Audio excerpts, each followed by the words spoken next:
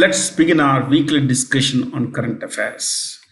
First question relates to the US economy, the American economy, how much fiscal deficit they had piled on in the previous financial year. Now, when we say previous financial year, what was the previous financial year? Financial year 23.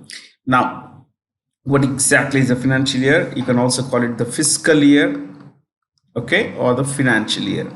Now, this is a 12-month period that's used to report incomes, expenditures for taxation and audit purposes. Okay, this 12-month period of financial year varies between countries. In India, we have it starting on the 1st of April, okay, ending on the 31st of March of the next year. Fair? So this 12-month period would be, it starts in, let's say, in 2023, ends in 2024, isn't it? So 1st April 2023 and ending on 31st March 2024. This would be called financial year 23-24, or better still, 24. The 24 indicates the year in which the financial year ends. Remember this. Oh, here in this case, the financial year ended in 2023. Now, as I mentioned, financial year 12-month period varies between countries. Like in India, we mentioned that it starts on the 1st of April and ends on 31st of March of next year. What about the United States? Let's go with the US. Let me clear this first. Okay, this would help actually clear. The US government goes with October, 1st October to 30th September. 30th September. This is a US government. Okay. Now, there are countries which go with the calendar year. Calendar year in the sense that they look at 1st of January to 31st of December. Where the calendar year is also the fiscal year or financial year. What are the countries we can look at? We can look at China. We can look at France, Germany, Japan. Where? So prominent countries, 3. What about something else? Let's say there are countries that start their financial year on 1st July and on 30th July. This 30th June. This is not writing well, my friends. So this is, you would find this in Pakistan, Australia, and Bangladesh. 3 major countries. Okay. So I took 2 examples from our neighborhood and one a little far away from where we are. So this is a 12-month period that countries look at. Now the US starts its financial year on the 1st of October, ends on 30th of September. But remember one thing, this is different for the US corporate sector. The US corporate sector takes a calendar year. So this is also applicable to the US corporate sector. So companies like Apple, Microsoft, IBM, they report their financial details for the 12-month period that starts on 1st of January and ends on 31st of December. Okay. So that's how it works, my friends. Now, in this 12-month period, usually a country, comes up with a certain budget for this, to manage its expenses, revenues, and everything. In this 12-month period, now let me clear this. And by the way, I just want to tell you more on this financial year thing. You see, the current financial year in India was adopted in 1867. Now, this was adopted by the British to align with the financial year back home. So their financial year would start on the 1st of April, end on 31st March of next year. So to align that, they had the same stuff in India as well. And we continued this as a colonial legacy. Okay.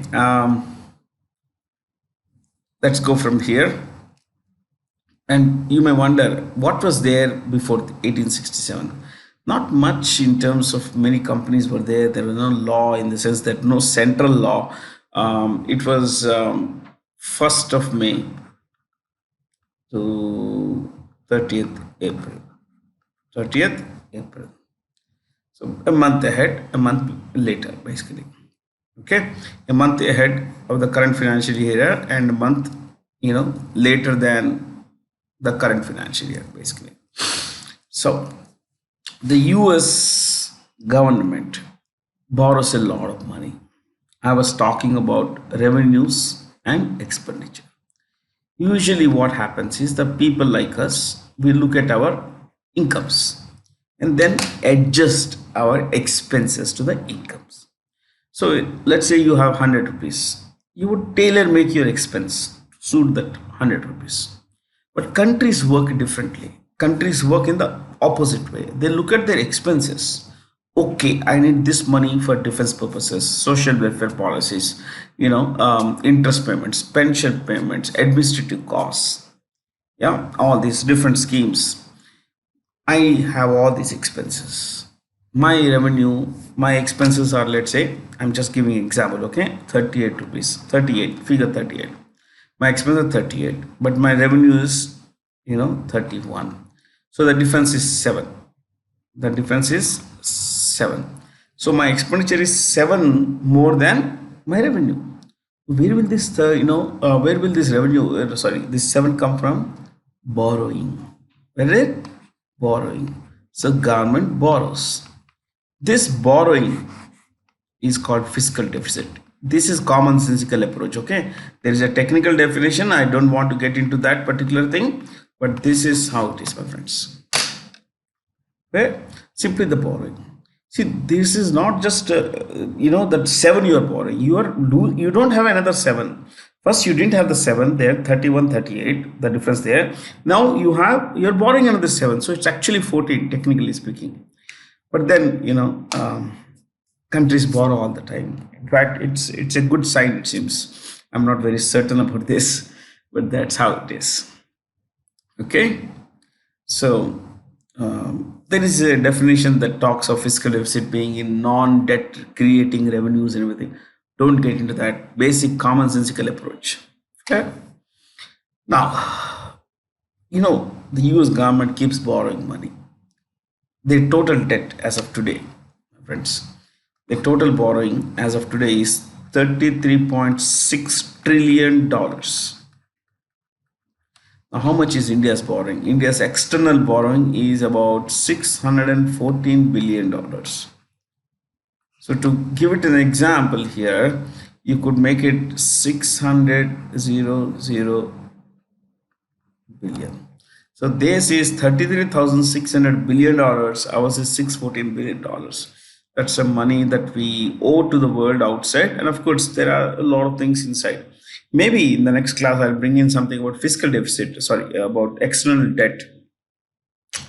So the US has always lived beyond its means, my friends. Always lived it beyond its means. So let's go from here. I guess, subtitles are coming in. Let's clear this. We do stop subtitles. Yes, we stop. Against this complex backdrop is what's written there. There's some extract I took from the World Energy Outlook report. You see that I mentioned in the question there. As per the World Energy Outlook 2023 report, the global energy related carbon dioxide emissions are anticipated to peak by 2025. Which agency published this report? Now, this World Energy Outlook makes for fascinating read. Read means reading. Okay, it's called read. But the problem with these kinds of things, they're all estimates. These are all estimates. Things may go seriously bad. Like, today we are talking about electric vehicles. Maybe there could be an environmental hue and cry over extraction or the extraction industry indulging in bringing out nickel, lithium, and all that stuff. So that would damage the environment in its own way. You understand that? And disposing of electric vehicle batteries is another problem. So, as of today, the International Energy Agency says that things are likely to peak by 2025. It's maybe unlikely because if the economic activity does not go beyond the current level, then it may not peak as soon as they say, that is 2025. It may take another 5 to 10 years, my friends. Yeah. So, should you not learn a little about these agencies? Why don't you write this? I will go a bit slow here so that you could write a bit, a note in terms of the head office as well as the chief of this organization. The International Energy Agency, please write this. And it's headed by, okay, let's write where is it located. It's located in Paris, headquartered in Paris, and it's headed by a guy called Dr. Fatih Birol of Turkey. Of Turkey, you can say Turkey, no harm. No harm, absolutely no harm. Fair? So, there we go. Paris headquarters and Dr. Fatih Birol. Let's clear this. UNESCO, it is United Nations Educational, Scientific and Cultural Organizations. This is headquartered in Paris, just like the IEA, and it's headed by this French woman named Audrey Azoulay. Audrey Azoulay. Audrey Azoulay.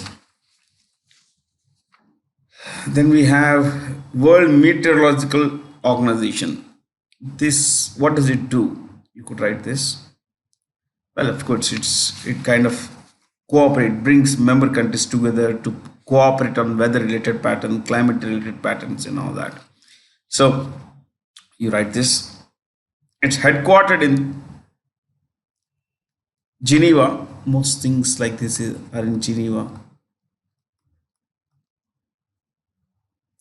World Meteorological Organization, Geneva. Then it's headed by a guy called Abdullah Al-Mandous. Abdullah Al-Mandous of the United Arab Emirates. Okay.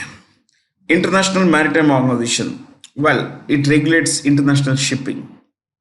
It's headquartered in London, and it's headed by a South Korean named Kitak Lim. Kitak Lim, South Korea. You would know about the IMF, yeah, International Monetary Fund, headquartered in Washington, D.C. Washington, D.C. And it's headed by Kristalina Georgieva. Kristalina Georgieva.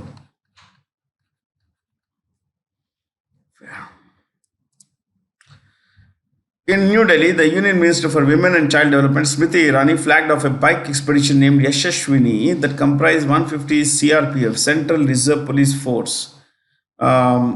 This rally is aimed at spreading the message of all of this: Nari Shakti, Beti Bachao, Beti Padhao, unity, integrity, women empowerment, all of this. Yeah, there is hardly anything for us to discuss here, but yeah. She also heads another ministry. Smriti Irani also heads the Minority Affairs Ministry. Minority Affairs Ministry. Minority Affairs Ministry.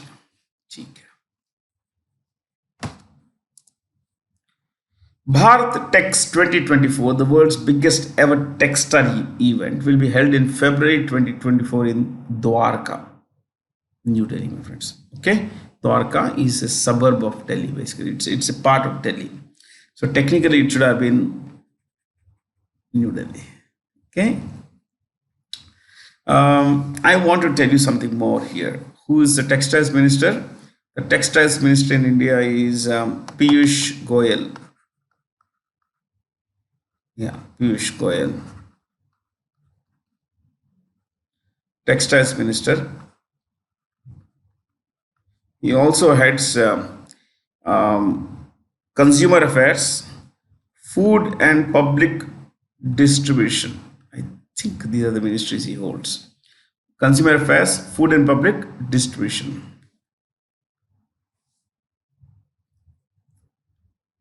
Yeah. Something more is there. Anyway, you could write commerce and industry. Chalo, since I mentioned it, commerce and industry.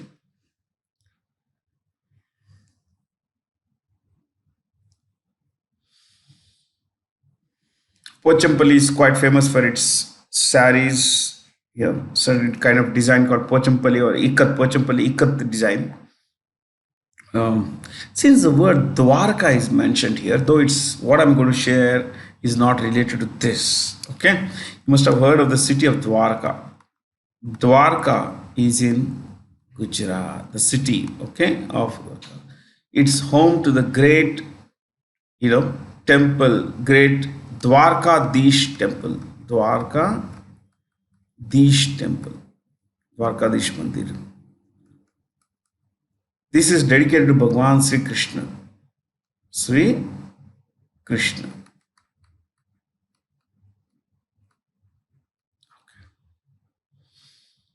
This is one of the four Char Dham. Char means four, Dham. Four, Char Dham. What are the four other three? You have Rameshwaram down south. Tamil Nadu, Rameshwaram. Then you have a place called Puri, which is in Odisha, Puri Jagannath. And then we have Badrinath in Uttarakhand. So Dwarka, Rameshwaram, Puri, Badrinath. These four were classified as Char Dham by the great Advaita philosopher Sri Adi Shankaracharya. Adi Shankaracharya, who lived he was born in the 7th century, passed away in the 8th century. He lived for just about 31 years. That's about it. Yeah. Which nation's armies participated in the bilateral training exercise named Harimau Shakti? Malaysia and India, my friends. This in green is Malaysia. This is Malaysia 1. This is Malaysia 2.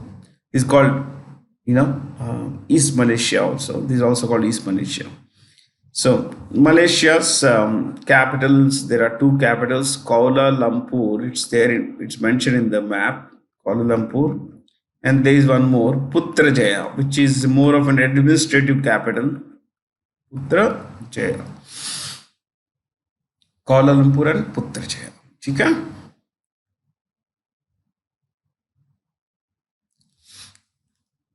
Its prime minister is Anwar Ibrahim. Anwar Ibrahim. Anwar Ibrahim. Let me clear this. See, this is Malaysia. Now, you look at this, all these things in brown here. This, ladies and gentlemen, is Indonesia. These are all Indonesia. Okay. Now, Indonesia is the world's largest archipelago, which means a group of islands. There are nearly 17,000 islands in Indonesia. 17,000 islands in Indonesia. I'm so sorry, guys. I'm burning.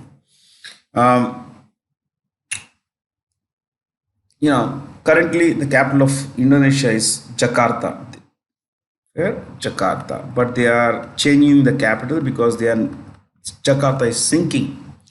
And the new capital will be a place called Nur Sultan. Nur Sultan. Where is this? It's here. This is the province of Kalimantan.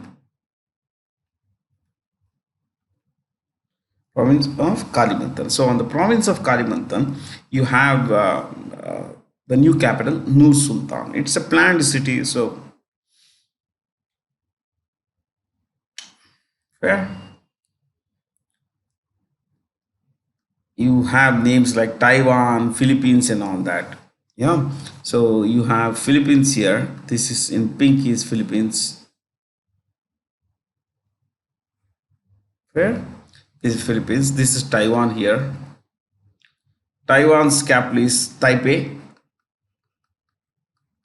and its president is Tsai Ing-wen. Tsai Ing-wen. Coming to Philippine president, the capital is Manila, Manila, Manila, and the president is Marcos Bongbong. Yeah, that's the name. Okay, let's go from here. Those of you not familiar, this is Singapore, my friends. At the tip of the Malaysian peninsula, you would find Singapore. People often talk about, going to, what do you say, Indonesia, Bali and all. You know where is Bali? This is Bali. You see this small island here? That's Bali. Tiny place. It's a Hindu island in the predominantly Muslim country named Indonesia. In fact, Indonesia is the world's most populous Muslim country. The Indian Army will start phasing out the first lot of the vintage Cheetah and Chetak helicopters from 2027 on the completion of their total technical life. See, the Indian Army has about 190 Chetak and Cheetah helicopters, 190, of which 134, I remember this because I read it recently, 134 are over 30 years old. Can you beat this? Okay. Yeah, that's a very big number, my friends. So what are these helicopters being replaced with? Utility, light utility helicopters, helos or helicopters. So these light utility helicopters will be built by Hindustan Aeronautics Limited, most likely by HUL. Sorry, HAL. I'm so sorry. ठीक है, चलो.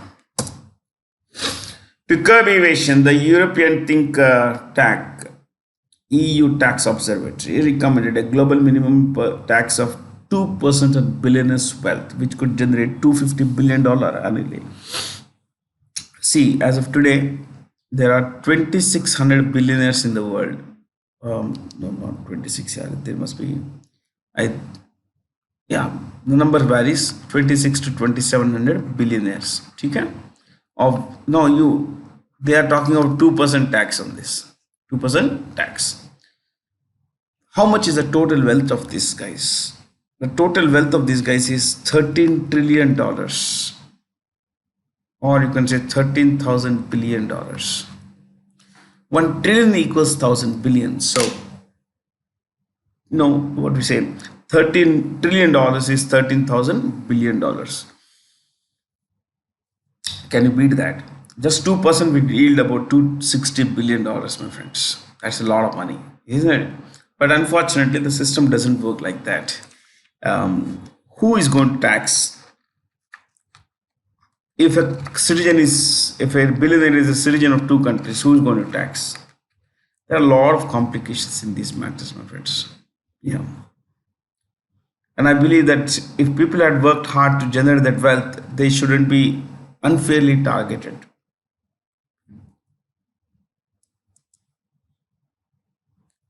In which city did the 2022 Asian Para Games officially commence? Hangzhou, China, wherever the 4-year event of Olympic Games or Asian Games happens, the Para Games also happen in the same venue. Why don't you write a bit about the 2022 Asian Para Games? Because of COVID, they had to postpone. They happened recently, my friends. So, Asian Para Games, motto, MOTTO, motto, this is a motto. Hearts meet, dreams shine. Nice one, actually. Hearts meet, dreams shine.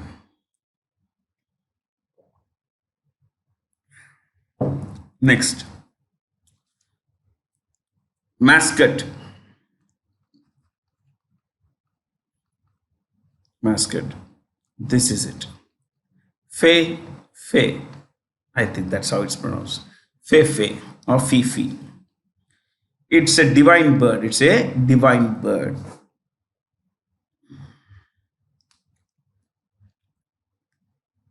Who finished in the top in the middle tally? China, rank. I'm putting rank so no dots after one. Rank one. China, I think it is 214 gold medals and 512 total. 512 total medals. Think about it, my friends. 512 or 521. I think I'm a little confused here, but I think it's 521 because it goes like that. That's how I remember. 521 from higher to a lower number. 521 total. A total of 521 medals were won by Chinese, specially, special or specially abled, differently abled athletes. What about India?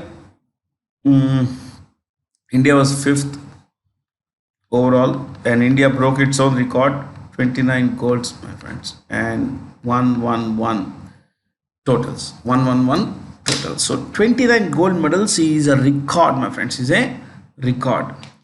I'm so sorry.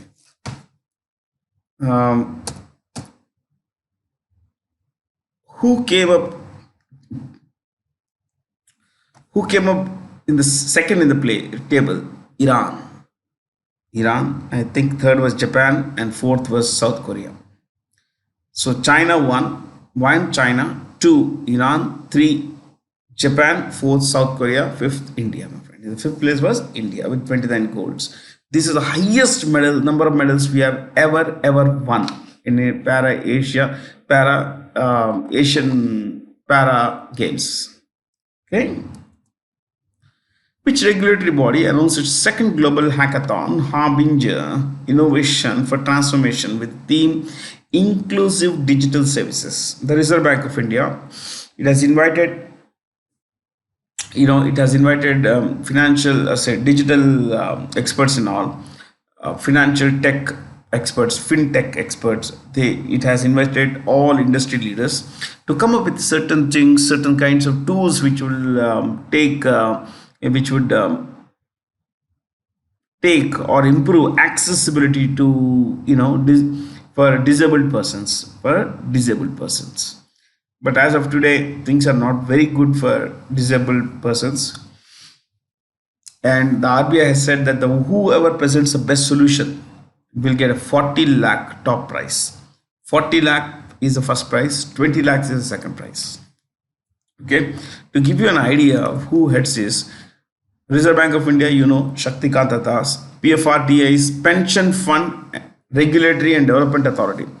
Pension Fund Regulatory and Development Authority.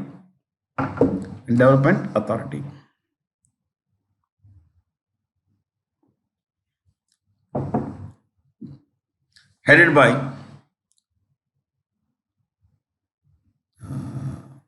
PFRDA. Deepak Mohanty. I think Deepak Mohanty. Sebi Madhabi Puri Bhuj.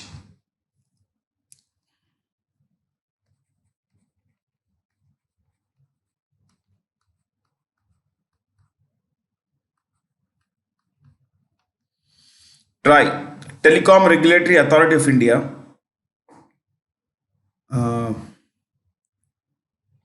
Headed by P.D. Waghela.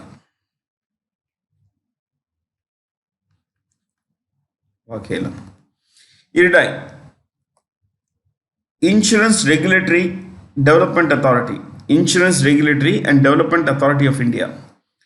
Debashish Panda.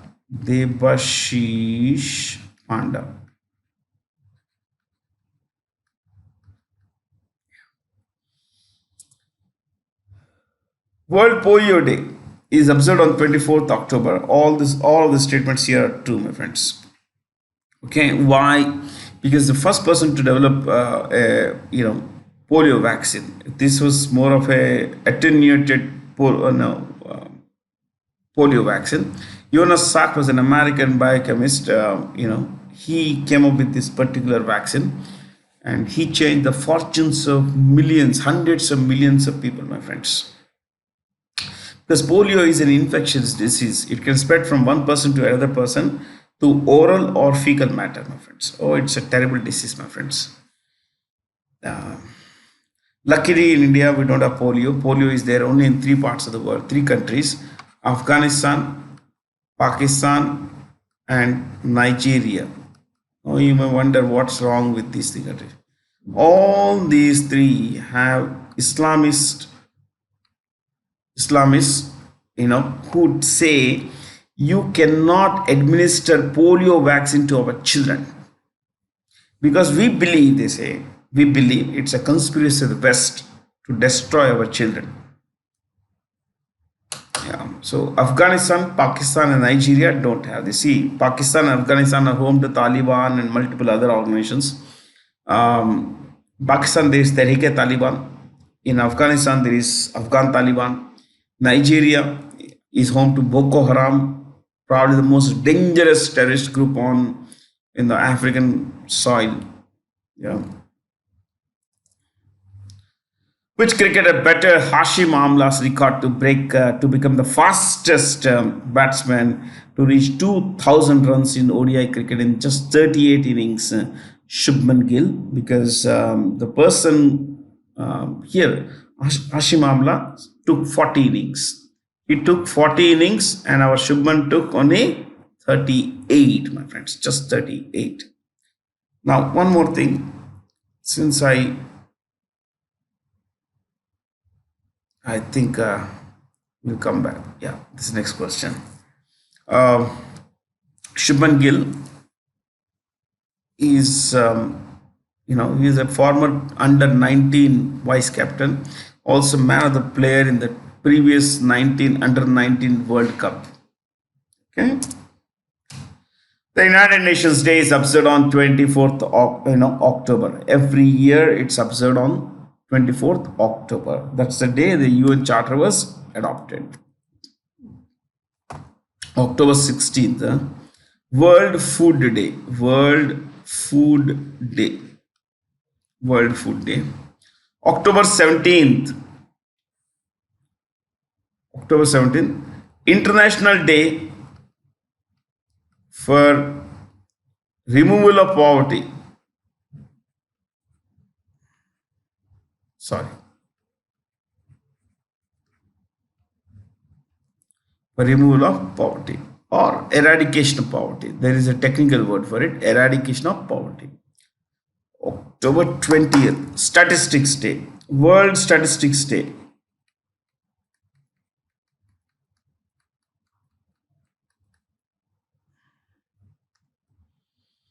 Next, October 29th, World International Day, Internet Day. Internet Day, International Internet Day. Okay. Whom of the following Indian jurists were recently bestowed with the prestigious award for global leadership by Harvard Law School? Dhananjaya Yashwant Chandrachud. Dhananjaya Yashwant Chandrachud. He is the Chief Justice of India. He studied BA in Math and Economics. Okay, from St. Stephen's, Delhi, considered one of India's top grad colleges. St. Stephen's. From there, he did a law from Delhi University. Okay, Delhi University, and then he went to the US. He went to the US where he studied at Harvard. He also did a PhD at Harvard. Can you beat that? Okay, he did a PhD at Harvard. So, his father was Yashwantrao Vishnu Chandrachud, who was the longest serving Chief Justice of India. Find out when did he serve. Okay, I shouldn't tell you everything, isn't it? Name the new project recently launched by the Indian Army that aims to integrate ancient strategic knowledge with modern military practices. Project Udbhav. Now, this has made a lot of people uneasy because they say that in modern warfare there is no place for ancient techniques and all that. I think that would be too simplistic an argument, too easy to say no, what you're talking is wrong. Okay.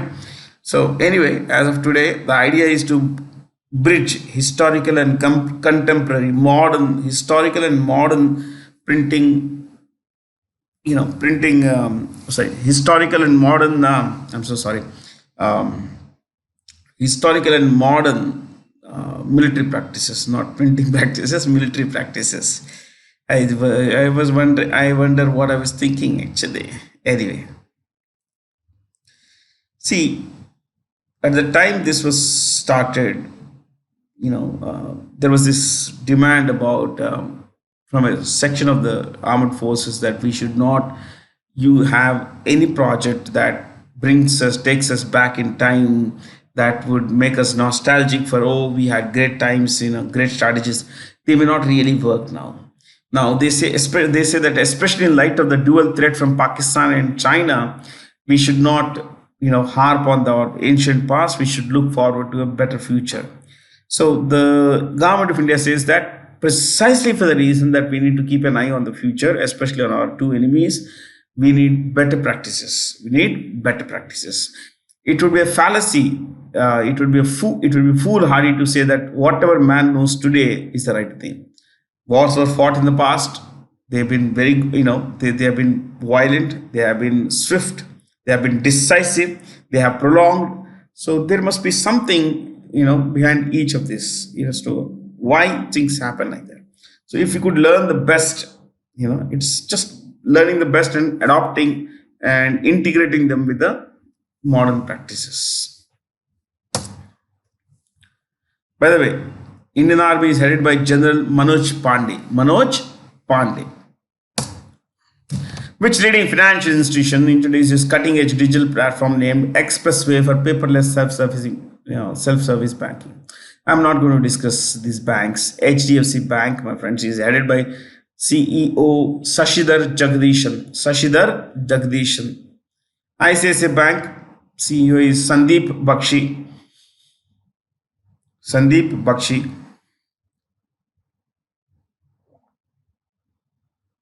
Then Yes Bank, Prashant Kumar. Yeah, Prashant Kumar. SBI is headed by Dinesh Khara. Dinesh Khara. Indus Ind Bank.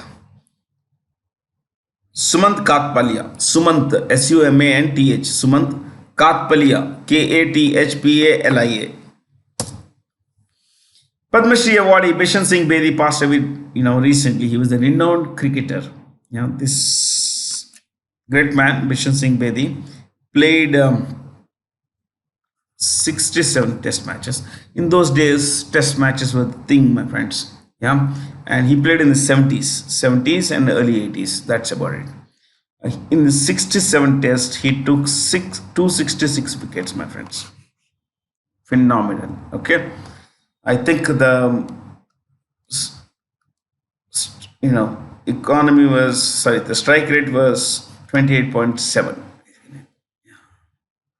Then he also holds a world record for the most economic bowling figures in ODI history.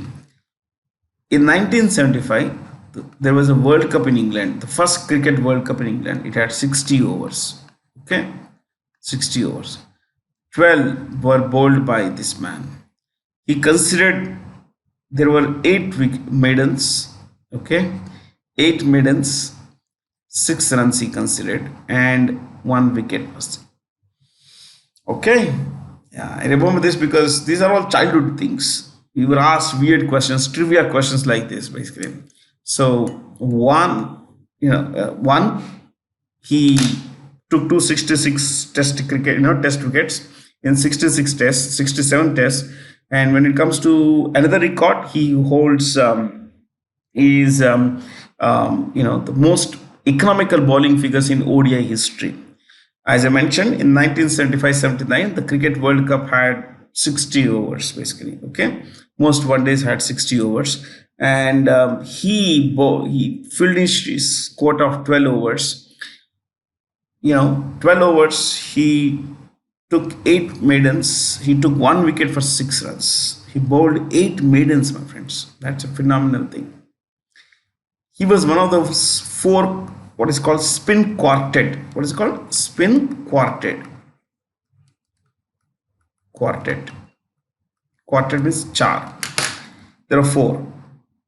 Bishan Singh Bedi, 1, 2, Erapalli, what is it? Prasanna, Erapalli Prasanna, 3, Bhagwat Chandrasekhar, and fourth was Srinivasa Venkatraghavan. To repeat, Bishan Singh Bedi, what's his name? Erapalli Prasanna, Bhagwat Chandrasekhar, and Srinivasa Venkatraghavan. 4 basically. In those days, it was quite famous. Which is the first country in the world to test fire an electromagnetic railgun from an offshore platform? Japan did this in light of the two threats, North Korea and China. So it's basically a gun which fires short missiles at Mach 7 speed, 7 times the speed of sound. Don't understand that? Yeah. So,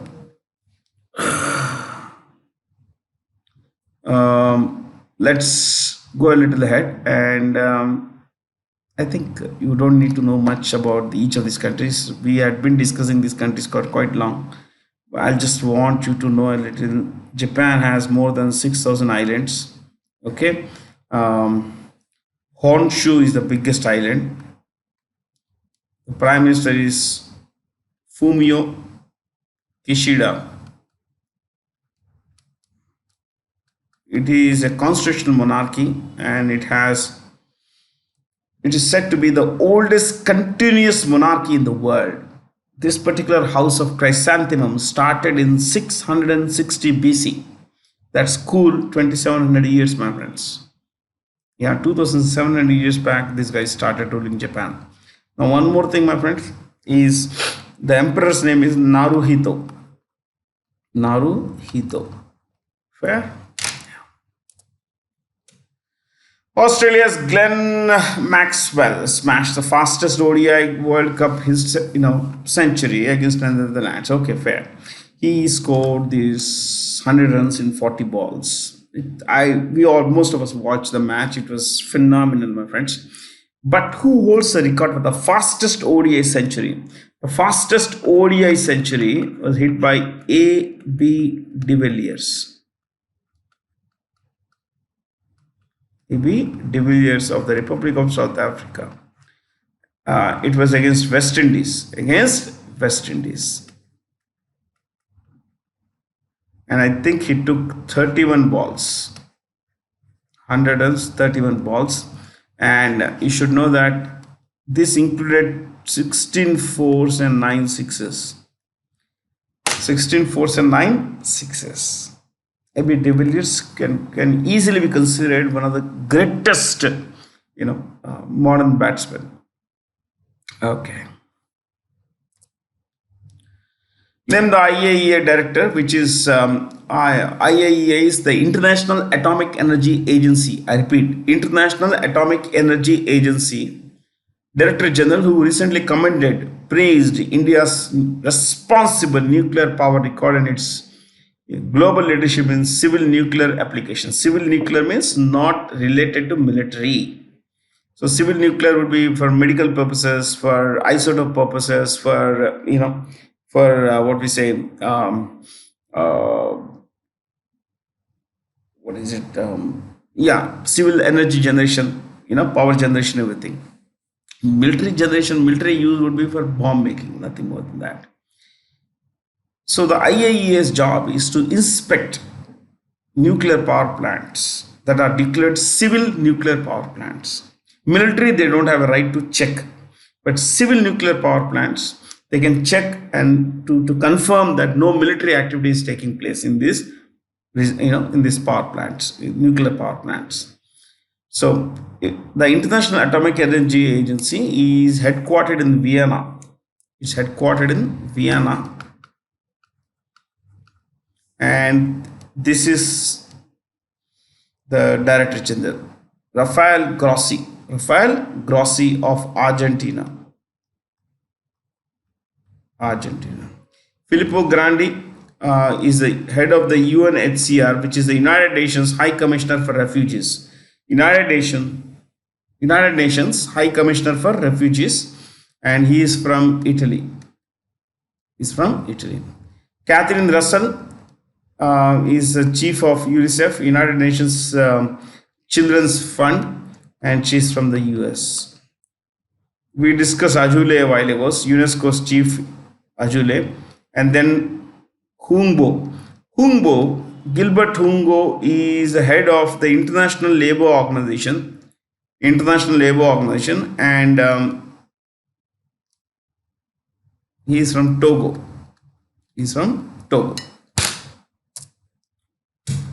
With which country did China hold the 25th round of boundary talks and signed the cooperation agreement? Well, this is a problem. China says this stretch is ours. China always claims other people's territories as its own. You can see this across, my friends. So this is a dangerous thing, but then you can barely do anything about this. But till 1975, Sikkim was not a part of India. So Sikkim became a part of India in 1975. Bhutan has no diplomatic relations with any of the permanent 5 members of the UN Security Council. Yes, it has no diplomatic relations with China, with the US, with France, with Britain, with Russia. Yes. Okay, and I just want to tell you, this is the Siliguri corridor. This is the narrowest corridor in India, my friends. I think it's about 34 kilometers east to west. So this is called chicken snake. This is also called chicken snake.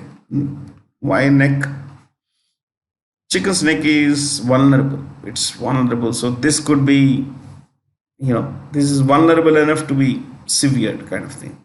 If an enemy nation like China occupies a chicken snake, the entire whole of northeast India would be cut off from other parts of India. There's a problem there. Bhutan's capital is Thimphu. I'll stick to a couple of countries. Bhutan's capital is Thimphu, and its prime minister is Lote Shering.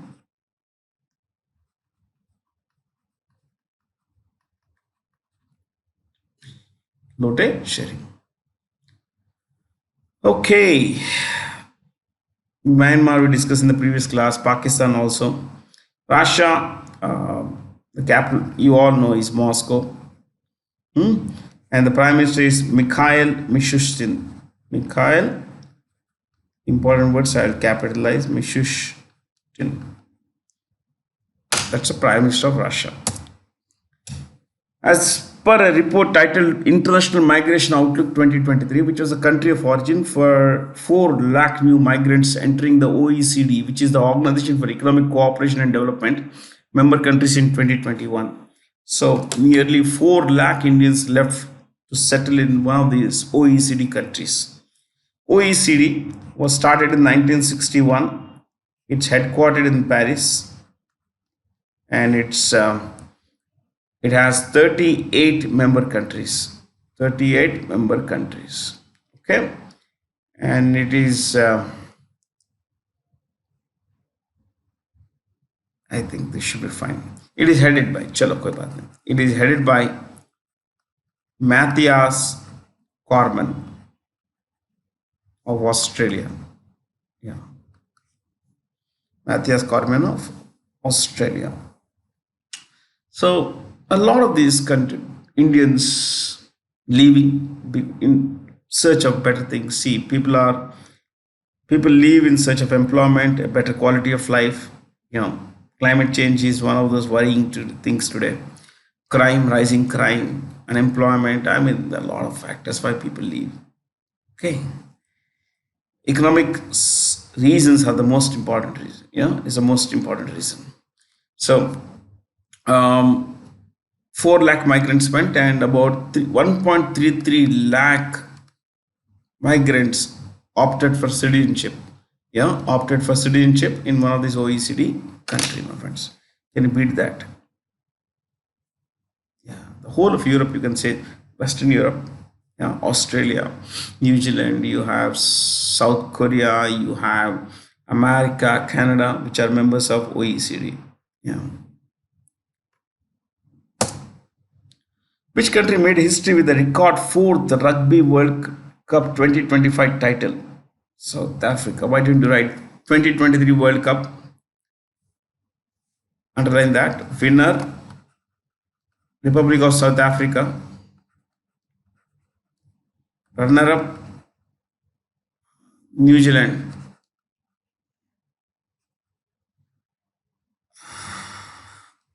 Top player,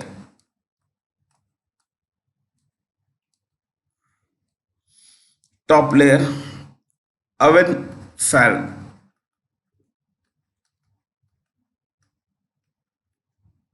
Owen Farrell. Oh, he's from England. He's from England. Australia will host the 2027 World Cup, my friends. 2027 World Cup. The 2027 edition will be held in Australia. Marks and Spencer India opened its 100th store in India. I mean, it's a British company, my friend. It's a London-based company. It's a London-based company. It was started by two persons, Michael Marks. Oh, it's an old company, Michael Marks, and Thomas Spencer. Thomas Spencer. I want you to know a little more, my friends. Here, that is the CEO is Stuart Manchin. Stuart Manchin.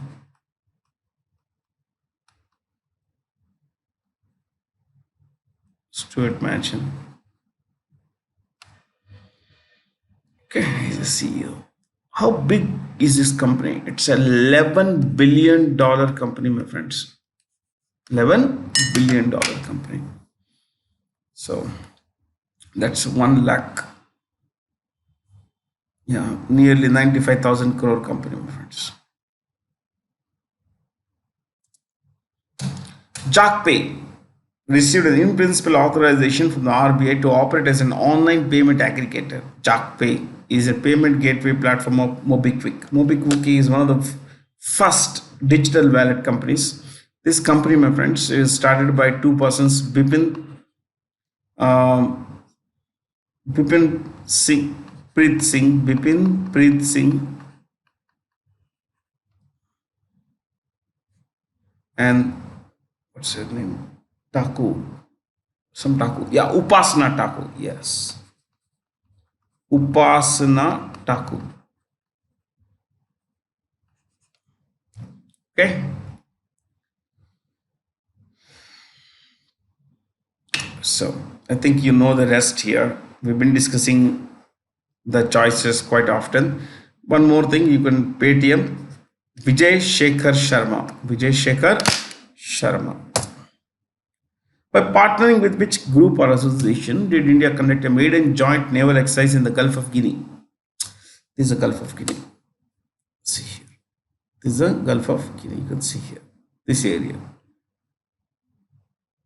Okay. You may wonder where is Guinea. There are multiple countries here which are called Guinea. One is this tiny country. Okay. Equatorial Guinea. You see this here? This one. This is Equatorial Guinea. Then there is Guinea-Bissau. Where are you? It's here. Guinea-Bissau. Bissau is mentioned because of, to differentiate from another. Bissau is the capital. There is another one. Yeah. This is also called,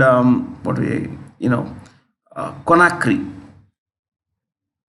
This is also called Conakry. That's the capital actually. Why don't you write this? Guinea Conakry, Guinea Conakry,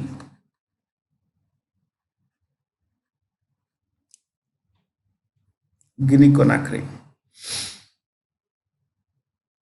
Okay, chalo. Recently, they had a coup also. They had a coup which was led by a man called Mamadi. These are difficult to pronounce names, difficult to remember also. Mamadi Doom Bauya. Mamadi Doum Boya, the interim president of Guinea.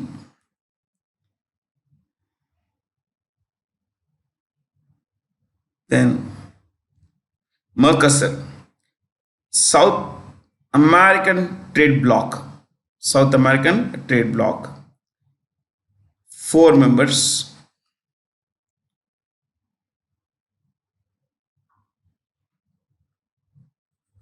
Paraguay, Uruguay,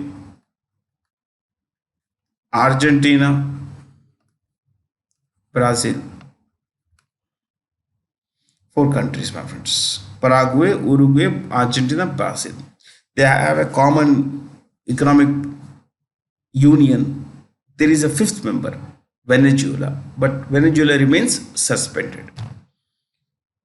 Recently, the African Union was made the 21st member of the G20, and the African Union has 55 members. And you should know that it's also usually called AU Commission. AU Commission is a political wing, my friends. It's headed by President Moussa Faki. Moussa Faki. He belongs to Chad, the tiny, very dangerous country, Chad, Moussa Faki. European Union, sorry, African Union Commission. ASEAN, Association for Southeast Asian Nations. Association for Southeast Asian Nations. It has 10 members.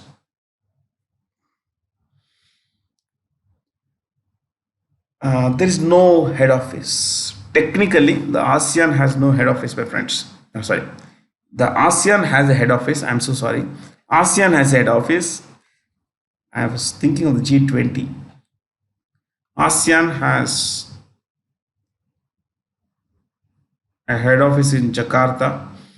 It has 10 members and it's headed by Kim Hoon.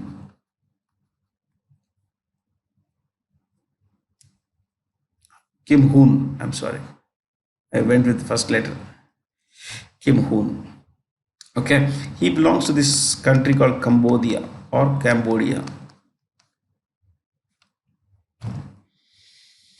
That's ASEAN. SARC, Southeast Asian Nations. Sorry, I'm so sorry. I'm still stuck. I think this particular question, I'm still stuck in a few things. SARC is South Asian Association for Regional Cooperation. South Asian Association for Regional Cooperation.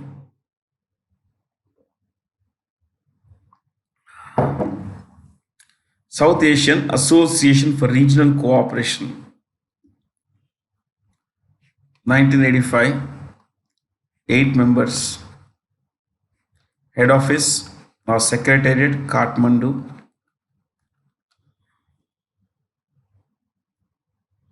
Headed by Secretary General Ghulam Sarwar of, I think, Bangladesh.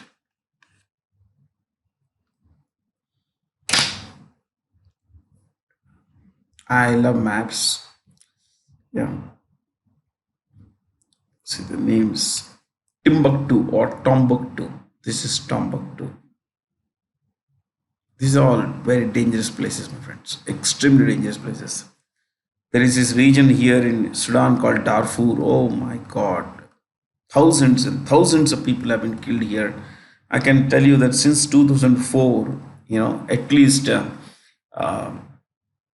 13 to 15 lakh people must have been killed here. No one talks about that. That's a sad part. Yeah.